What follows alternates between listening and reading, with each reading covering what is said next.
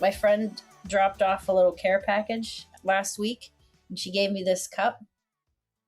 Just gonna hold it up. And it looks just like designs, but it's actually a phrase. Oh, what is it?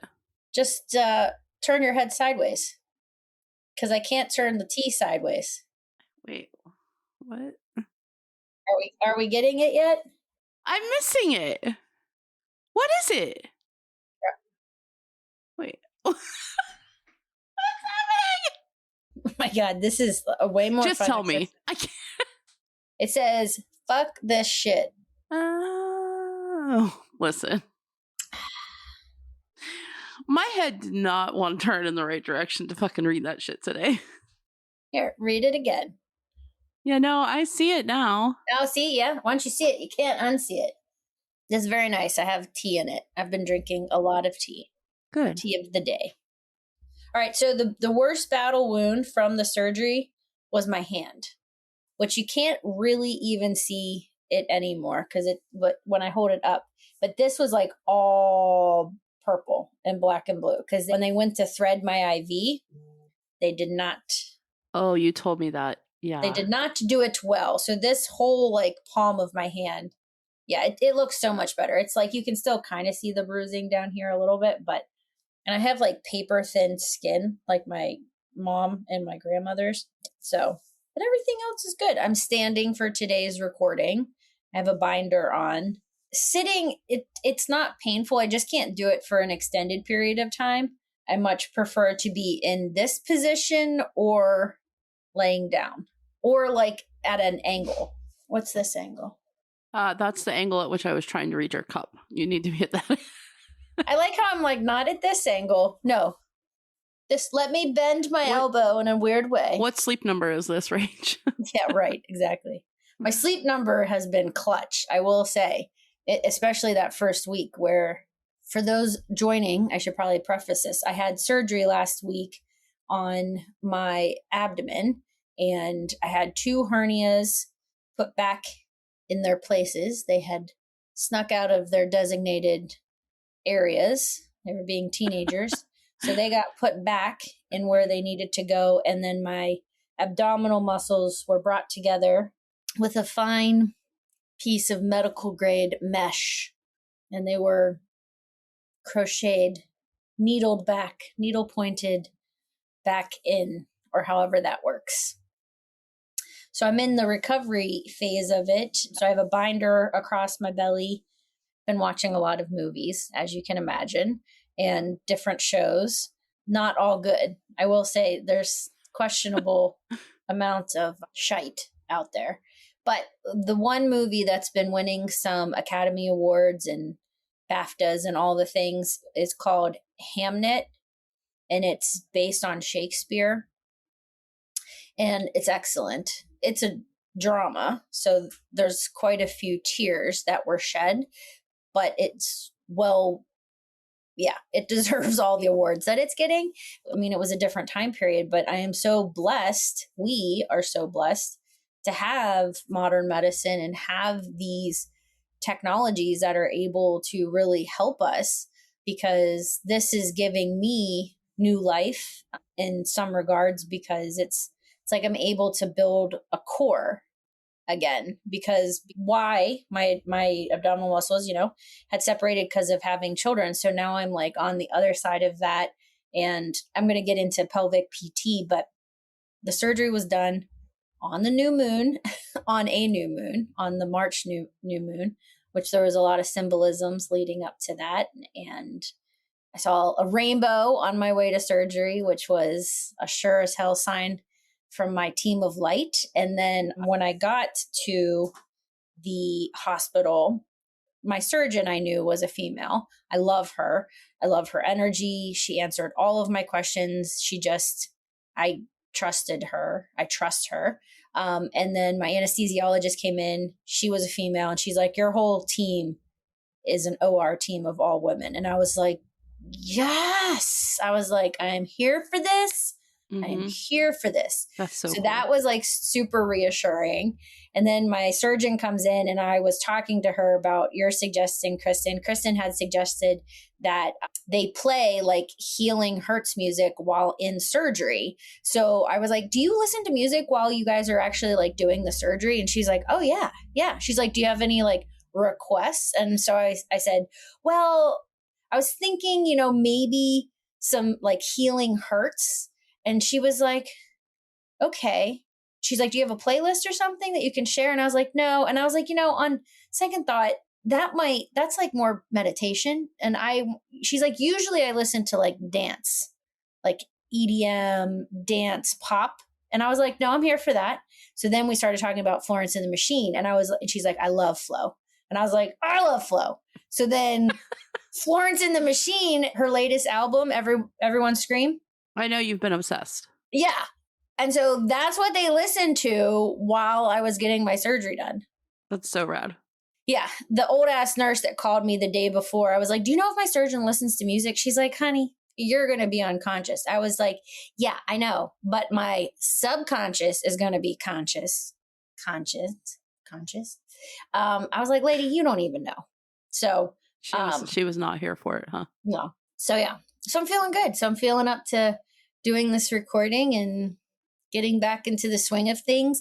I now understand the pain has been manageable, right? In the beginning, the first few days it was intense, but they give you pharmaceuticals to help with that. And then I don't take, pain medication often. And so my stomach was like, what are you doing to us? Because it was like high amounts of ibuprofen and Tylenol alternating. And then you throw in some Oxy on top of it. So that became uncomfortable. And I was like, I can manage the pain. Like my incision sites are still tender naturally, but like, that's just me, again, limiting what I'm doing. Right. Right. And that's key to this whole thing is still remembering that I have this piece of mesh that needs to heal and you can't feel it. Cause I was like, I'm going to be able to feel this in my abdomen. You cannot feel it. It's not like a screen, that you would find on a screen door or a window, but just knowing it's there. Well, anyways, I think this lends itself to what we're talking about today too. So yeah. Should we welcome everybody? Let's welcome everyone. All right. You're doing the fingers, correct? Kira, will you count us down? Who's doing the fingers? Welcome to two Mystic Mamas. I think that was good. Not on my end. It sounded like we were like, welcome to two Mystic Mamas. We're just bringing that back. Yeah, you can't. All right, let's try it again. All right, close your eyes, Rachael. Okay. Well, how am I going to see okay, I'll just listen. You got to say it with it. Welcome to two Mystic Mamas. That was better. Okay. Alrighty, dighty. Run noodle doodle. Listen, we are like rolling right through our chakra series, girl. This has been such a fun series to do, and it's one that I just always want to like scream from the rooftops anytime anybody's like, you work with energy. And I'm like, yeah, your chakra systems. And people are like, what are chakras? And, I just think there's so much education that can go behind this. And it's like learning the ABCs. I feel like all the kids should be learning about the chakras in kindergarten. Let's talk about the ABCs, the 1, 2, 3s, and the chakras. Are we going to have our own Hogwarts after this? Is that what the goal is? Yeah. Oh, my God. Yes. Yes, yes, and yes. Mm-hmm. Mm-hmm. Yes, so today we are cruising on into the third eye chakra. So the third eye chakra is an energy center that is classically known to be right here in the middle of your forehead. And this chakra has everything to do with your vision, your intuition, your ultimate trust, right, in yourself. Yep, your spiritual eye. Yes, it is. In a lot of other like religions and different cultures, you will see the third eye depicted very differently, but it is a super powerful source of energy no matter what your kind of belief system is. And that's the thing too, like with the chakras and just like learning about them and understanding them, I feel like the third eye, if you were to like ask anybody if they knew any of the chakras, I think the third eye would be the most popular. You know, it's the evil eye. It can also be referred to as the evil eye. And the symbolism of just where it exists, right, between your two physical eyes, but it's in like the center of your head, right? Again, if we're thinking about the chakras, they run along a meridian that flows straight down your body. And I don't believe that there's one chakra that's like more important than others. And also, I think that this one is one of the cooler ones because when you're talking metaphysical gifts, if you are a healer that's able to open up your third eye in really deep ways, you can have visions. You can have like physical downloads that you do see. And it's where you can, like, when you're meditating, your third eye can give you a lot of downloads too that bring on visions. And so I would say it's also one of the more difficult chakras to open if it has been closed. It's one of the first ones to be closed as we age and grow and develop into adults, especially if our gifts aren't nourished and encouraged and supported. So then you have to take years to kind of go back and open it back up. Right. And people can also have an overactive third eye chakra where they're actually seeing signs or messages in every single little thing. And that can be equally detrimental in terms of your energy, right? Mm-hmm. So, you know, some of the signs of, we'll start with an overactive because I think most people are going to relate with having an underactive. They're trying to, I would agree with that, open up the chakra to really dive into that higher area of perception, of spiritual wisdom, of intuition. But it can look like overanalyzing, right? And it can look like jumping to conclusions. It can look like overwhelm. And I mean, I'm sure everybody has met somebody at some point that is like believing that every single little, like we talk about this in the podcast, that we receive messages and things, right? You saw your rainbow on the way to your surgery. But there are a lot of people that will avoid real life in order to say, oh, it's this, it's this, it's this, it's this, it's this, it's this, it's this, right? Those are signs of an overactive third eye energy center. Yeah. Because it does happen. It's a form of avoidance. For sure. And the other thing too, if you have an overactive, like say you're using your third eye for everything, we've talked about that last week when you can overwater, you can over meditate, you can over, like you were saying, analyze, right? And when you do that, you're losing the ability to integrate because you have to be able to integrate messages or downloads or visions into the 3D experience that you're having. I was just talking to a good friend of mine who had gone on a retreat and they were doing plant-based medicine. And then it was a week-long retreat. So there you would do the medicine and then you would integrate. And the integration process is so important because when you start exploring and you start going to different dimensions and you start seeing things, especially if you're on any kind of medicine, natural plant-based medicine, which that just allows all of your energy centers to just be open and free.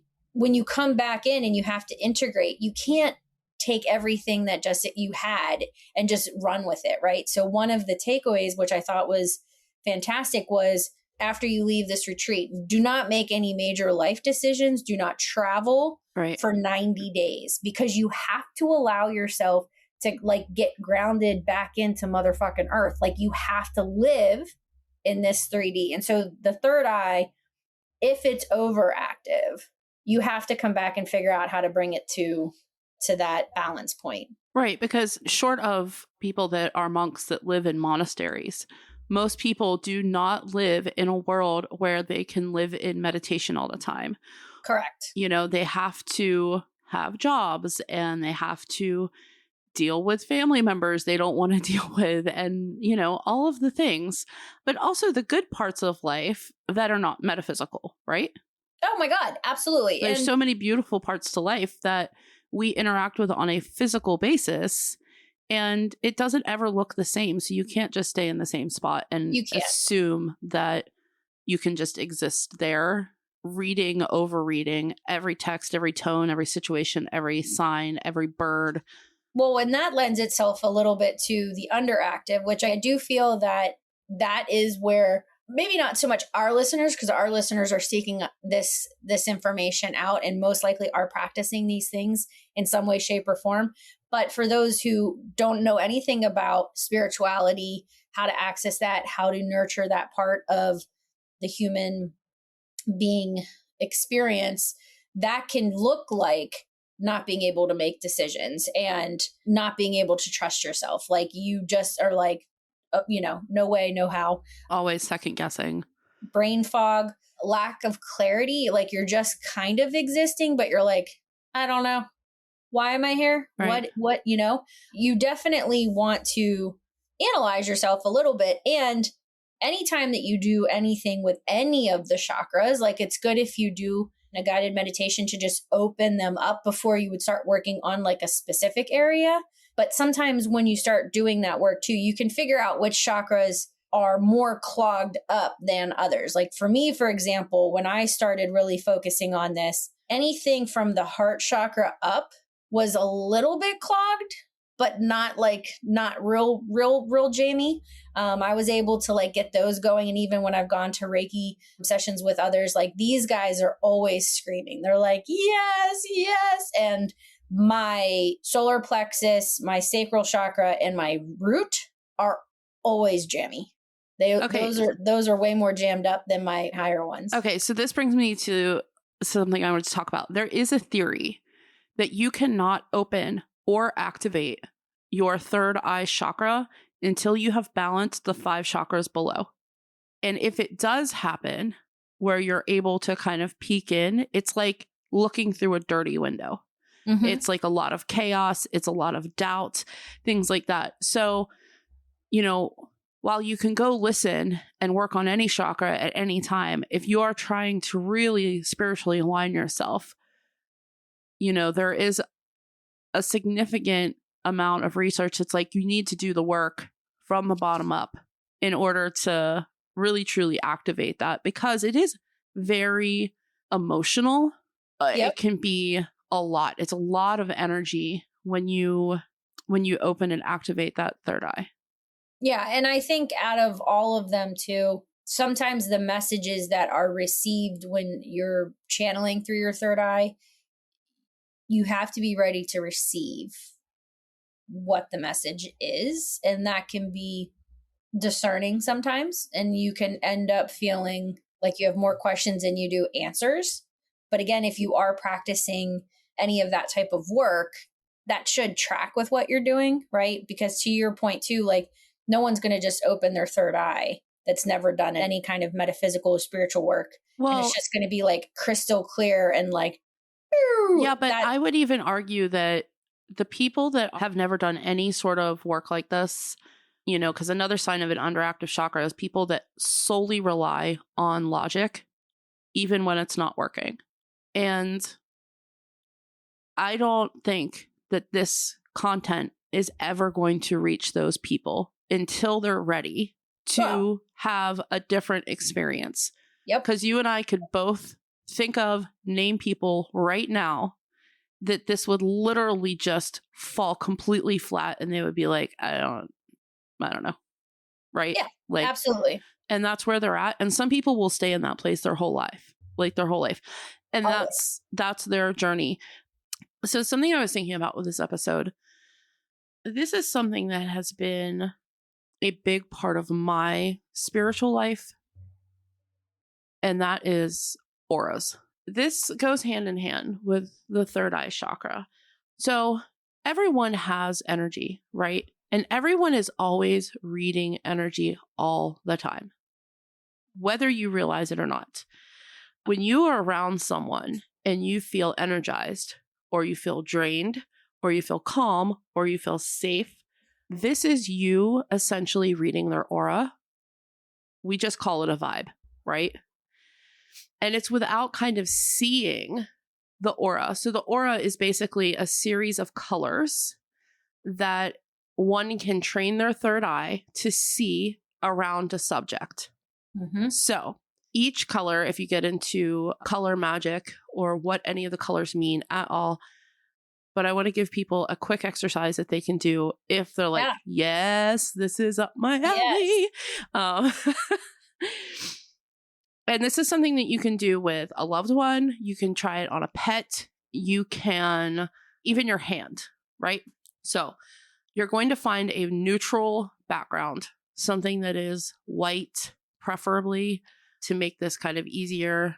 Some people say that low light helps them to be able to see this. And what you're going to do is you're going to put your hand or the subject in front of that, and you're going to look at it, but you're going to soften your focus, right?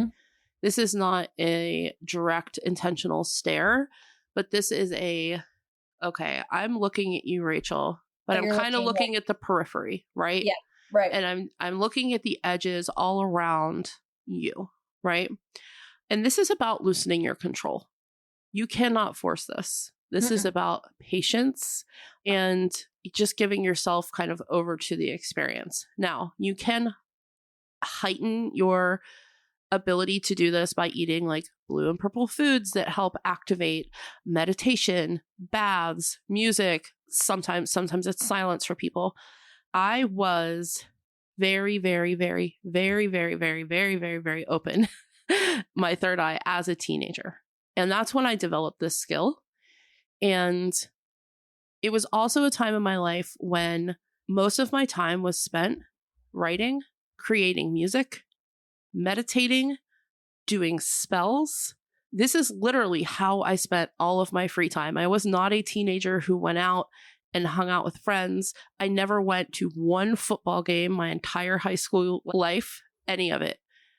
This is how I spent my years. And it was also a time for me where I was going through a lot emotionally and, coming to terms with understanding some things in my life that I hadn't understood until you are old enough to kind of get what's been happening around you, right? Yep. But I was allowing myself to feel it all. Yeah. The good and the bad. And I think that is part of what allowed me to open these gifts.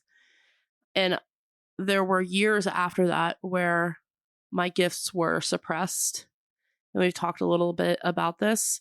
I wasn't surrounded by the right environment and the right people to help me continue these gifts because they were mocked. Yep. And so I suppressed this ability. And I have spent the past however many years now trying to recall that back to me.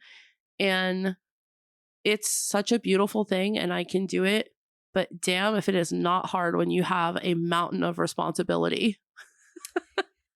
I mean, to contend with and deal with and like live in that place of logic, right? Of, figuring out your life of adulting, right? There's a place for this in your life if you allow yourself the time to cultivate it and you're patient with yourself. Because I do feel with any of the chakras, they coincide with the clairs. Your clairvoyance, your claircognizance, your clairsentience, clairaudience. And with your third eye, to that point about like being able to see people's energy, I've always been able to like feel people's energy. And so the one that gets associated the most with the third eye is clairvoyance. Right. That's what people think of as being psychic. And even with that, if you have visions of like what you're seeing, there's still interpretation that comes into play with that. It's not 100%. Always like just tit for tat, right? Like I had a dream last night, right before I went to bed, we were watching the iHeartRadio Music Awards and Taylor Swift and Travis were there. And I had a dream. They were on a trip with us. We were like staying at like the same place and all of the kids were there. We were making pico de gallo and I had put Travis in charge of being able to squeeze all the limes. Now, when you do any kind of dream interpretation, this dream, if you were just to be like, oh my God, that means I'm going to meet Travis Kelce and Taylor Swift. No, it does not. That is not what the dream means, right? The dream represents the right before you go to bed, some of that data that flows in. And also, I was like leading the charge because like something had happened at the hotel or the resort and we needed to like make food, or it was like an activity. But I remember the feeling within the dream. This is where I'm going back to this. The feeling within the dream was that Taylor and Travis were so real.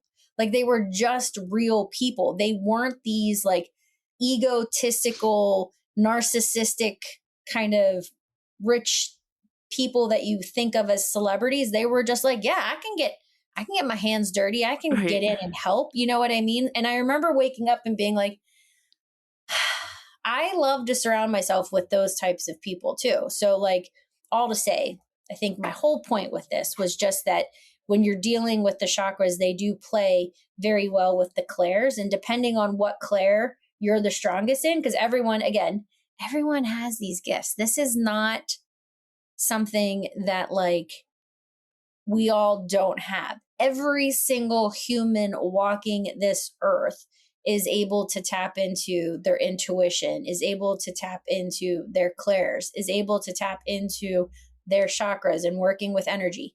It is available, it is free, it is there for everyone. So like, just like when you start doing this work and you're like, I wonder where my chakras are as far as like what their frequency is and what's clogged, what's not clogged. It's the same with your clairs. And the fact that clairvoyance is associated strongest with the third eye. But I want to jump into how important the third eye is to your imagination. You touched on it a little bit with how you were able to do that as a teenager and you weren't going and being social with people and going to football games and things like that. There is an issue now that affects a lot of tapping into intuition and tapping into spirituality because of technology. Right. And it steals that ability to focus on imagination and focus on the ability to be bored and know how that you have tools in your toolbox to deal with boredom. You know, and I have friends that are guilty of this, where it's like they have to fill every single moment of their child's day. Like we have summer coming up here in a couple months. And I am looking into a couple different camps just because I'm going to be working and I'm going to need the kids to have something to do. But I am one that is very much like, figure it out. Figure it the fuck out. Like I am a fuck around and find out parent for sure, but I will give them options. I'll be like, you can do puzzles, you can do art projects, you can go downstairs and play Barbies. Get off your technology, get away from the tablets, get outside in nature. Well, and I will say make it available. So like for our summer, I actually love summer because a million reasons, but in terms of the schedule, this is when our schedule loosens up. Like we literally are just coming out of the hardest 8 months of our year and moving into like the chill time, because like Evie will have 2 practices a day, but they're all done before noon. And then she's got her whole day to do whatever. Mm-hmm. And I will say, like, making creative projects available to yourself and your family. There's a group of pool moms and I that get together and do a craft together, and each person hosts. And so this past weekend was my turn to host. Now, you know, this, of course, this is coming in the last 2 weeks of like, everything is super crazy. We had a swim meet, you know, and Charlie's got all of his things happening. This is like the perfect storm. So my craft was for us to paint planters. I'm psychic. I got to go get my planter. I'm sorry. When you see it, you're going to know why. All right.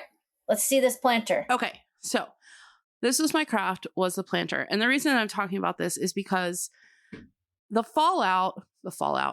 what happened afterwards was that we were running right into another swim meet the next morning, and I didn't have time to clean anything up. So I left all of the paint stuff out on the table. So here is mine. The third eye. Yes. So funny that this is what I chose Yes. To paint on my planter. And creativity will just come if you allow it, because I left all of this there and I had bought 2 extra pots. So Evie comes and sits down just out of nowhere and pulls this amazing that's beautiful pot out of nowhere. And like, my point is, if you leave it there, you create an opportunity that will use it. And then she did this one. Also, by the way, Charlie could not remember that these were called seahorses, and he called them reindeer water horse.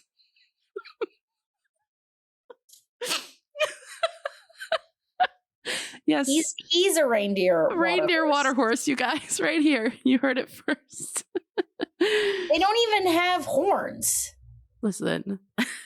Reindeer water horse. Oh my God, Charles. But between that and this bedazzling kit that I had gotten her, which she has been literally bedazzling anything she can get her little hands on, it created an opportunity for her. She's not sitting on her phone. She's not even wanting to sit on her phone. She just wants to sit and create. Yep. And you can do that, and that will help you activate and open up these chakras, because chakras are about working on your energy body without a preconceived notion or without an outcome. Yes. And I think if people are coming at the chakras like, ooh, I'm going to do this because I want this outcome, it's not going to work. That's true with, so many things that we touch on, even like starting a goal. And you can have like what you want the end result to be, but like how it develops and like leaving room for the magic and leaving room to be able to pivot is so critical too. And that's true with imagination. And I think that what you're talking about is allowing yourself an opportunity, to get together with other women, because when women get together, that energy is electric.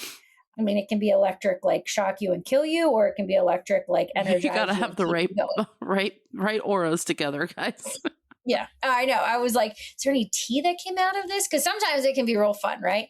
But then the other thing too is, because have you ever gone to like one of those like paint by numbers things? And there's always people or in those groups where like they get in their own fucking head about it. It hasn't even started, and they're like, I'm a terrible artist. I can't do this. And it's like, oh my God.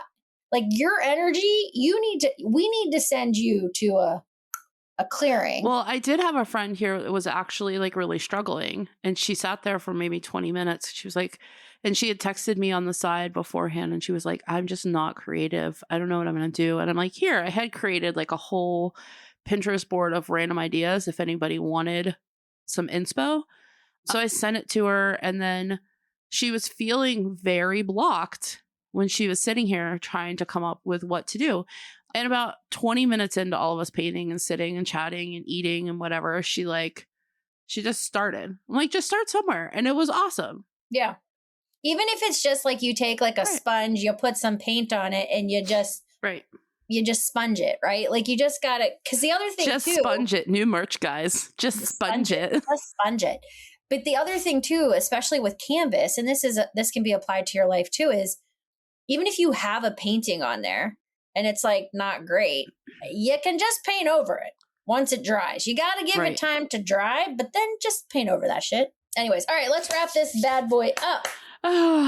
Okay, so I'm going to share just a couple of crystals that you can use. And I'm also going to post on our socials some mantras that will help you activate or slow the roll on your third eye chakra. So I'm just going to roll through these real quick. The first one is going to be amethyst. It doesn't have to be now. That's a good accessible gemstone too that anybody can go out. I mean, this is not a pocket amethyst. It could be the size of your head. This is noggin shaped, but amethyst is really great because it's calming and it invites in intuitive clarity. Okay. Fluorite is another one. I've lost my fluorite. It's absolutely gorgeous though. And that is really helpful for mental overwhelm and focus. The next one I'm going to show you is labradorite. Now, this piece that I have is not very blue. When you would cut into this, it would give you kind of more of that like blue purple feldspar kind of vibe. This is for intuitive awareness and protection. And I also use labradorite for connection to the moon. And then the last one I have here is going to be clear quartz. It can be a big old geode, or it can be just a little crystal point, and this amplifies the energy of any work that you're doing. Yep. And that's true of most quartz in general. Brown quartz, clear quartz, rose quartz. All right. I am going to end this by doing a card pull for what is it that we most need to know in regards to our third eye, in regards to our intuition that can lead us into, the next 6 weeks here that, is from our team of light. So this is just a collective card pull. I'm doing it from my angels and ancestors deck from Mr. Kyle Gray. Fabulous mentor in the metaphysical space that he has great socials. All right, here we go. Oh, well, here you go. It is the moon. And the message says, take note of intuitive messages. So the immediate download that I just got was like the environment or the setting that you're in. And you touched on this too, but when you're working with your third eye, you do want to, you have a mask on or you're in a low lit room. It will help you to receive anything that's coming through. It will allow you to work on the chakra a little bit easier. So the message says, lunar energies are surrounding your life, allowing you to understand what is standing in your way. Not everything is as it seems, and you're being guided to use your discernment, which is very key when working with intuition. When the moon appears, intuitive or psychic urges are increased. Take note of any feelings arising at this time. They are messages from your soul and angels. The moon shines her light on all that has been kept in the dark. So ask yourself if you're avoiding anything or refusing to deal with something of importance. If so, it could be holding you in the shadows when your destiny is to be in the light. So there you go. I love that. I love that. Thank you for sharing. Yeah. Just a reminder, guys, your third eye is not about becoming anything or anyone. It's about trusting the version of yourself that already knows. And you have all of the gifts that you need already within you. Trust them, lean on them, and give yourself a little bit of space and creative play to dig into this. Yeah, for sure. And if you are wanting more out of Krystyn and I, there is more to be had over on our Patreon. So you can head over there. We'll have the monthly guidance for the week. So we each do a recording at the beginning of each month that lends itself to the messages coming through. We also have different fun rituals and meditations, things that you can do in the kitchen, things that you can incorporate into your day-to-day. We have behind the scenes footage, which is hilarious. And that's also where you can find rituals. And all of it is accessible once you are a member of our inner circle. And it's pay what you can. So it's super affordable. And we would love to have you join us in that community as well. So thank you for your continued support. We love you guys. Thank you for being here. All right. Until next time. Bye-bye.